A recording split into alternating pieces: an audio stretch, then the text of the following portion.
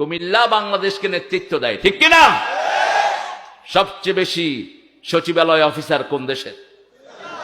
শিক্ষা ক্ষেত্রে সারা দুনিয়ায় লিড করে কোন দেশ? এখন আলেমদের মধ্যে কোন দেশ? ইজ্ঞার বাড়ি কোনায়? কথা কয় নোয়াখাইল্লা, বাড়ি কিন্তু আমার মায়ে নোয়াখাইল্লা, আমার বাপে বরিশাল্লা, দুইজন মিল্লা জুল্লা ফরান বইল্লা থাকে যে কুমিল্লা।